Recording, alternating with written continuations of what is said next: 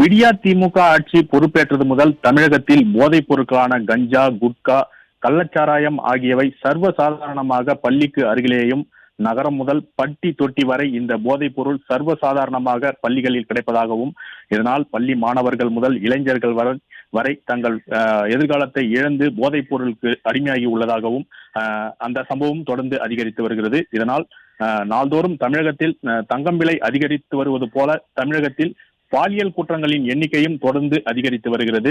மேலும் ஆன்மீக நகரமான திருவண்ணாமலை மாவட்டத்தில் நாள்தோறும் பாலியல் குற்ற வழக்குகள் பதிவு செய்யாத நாட்களே இல்லை என்ற நிலை மாறி வருகிறது.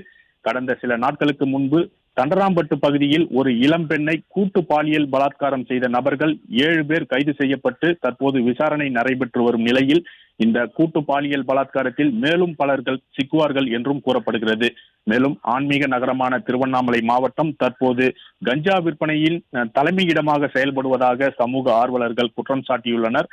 கஞ்சா மற்றும் கள்ளச்சாராய விற்பனை செய்யும் நபர்கள் குறித்து காவல் நிலையத்தில் புகார் அளித்தால் புகார் கொடுத்த இளைஞர்கள் மீது சாராய வியாபாரிகளும் கஞ்சா விற்பவர்களும் கொலைவெறி தாக்குதல் நடத்திய சம்பவமும் திருவண்ணாமலை மாவட்டம் செய்யாறு பகுதியில் அரங்கேறியது.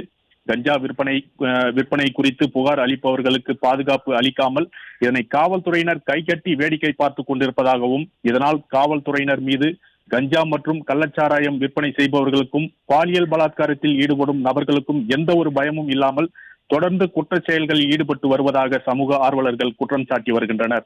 மேலும் விடியா திமுக அரசின் காவல்துறை கஞ்சா மற்றும் கள்ளச்சாராயம் விற்பவர்களிடம் லஞ்சம் பெற்றுக்கொண்டு எந்த ஒரு நடவடிக்கையும் எடுக்காமல் கும்பகர்ண தூக்கத்தில் இருப்பதாகவும் பொதுமக்கள் குற்றம் சாட்டியுள்ளனர்.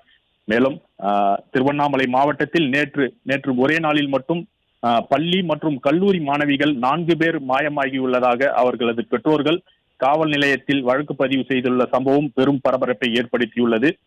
ஆரணி காவல் நிலையத்தில் +2 பயிலும் மாணவி காணாமல் போனதாக ஒரு பதிவு செய்யப்பட்டுள்ளது. அதே போல செய்யாறு காவல் நிலையத்தில் BA தமிழ் 1ஆம் ஆண்டு பயிலும் மாணவி ஒருவரும், பொன்னூர் காவல் நிலையத்தில் டிப்ளோ நர்சிங் படிக்கும் 2ஆம் ஆண்டு மாணவி காணாமல் போனதாகவும், வேட்டவலம் காவல் நிலையத்தில் நர்சிங் 1ஆம் ஆண்டு படிக்கும் மாணவி ஒருவர் காணாமல் போனதாகவும், ஒரே நாளில் மட்டும் 4 மாணவிகள் காணாமல் போனதாக அவரது பெற்றோர்கள் பதட்டத்துடனும் வேதனையுடனும் காவல் நிலையத்தில் புகார் அளித்துள்ள நிலையில் காவல்துறையினர் கும்பகர்ண தூக்கத்திலிருந்து விடுபட்டு திமுகவிற்கு கைப்பாவையாக செயல்படும் செயலை நிறுத்திக் கொண்டு பாலியல் குற்றவாளிகள் மீது கடும் நடவடிக்கை எடுக்க வேண்டும் என்று பெற்றோர்கள் கேள்வி எழுப்பியுள்ளனர்.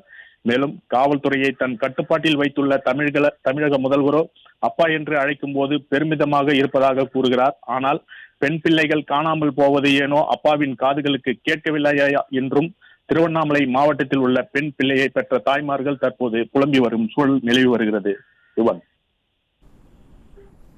விவரங்கள் வழங்கியமைக்கு நன்றி சத்தியசீலன்.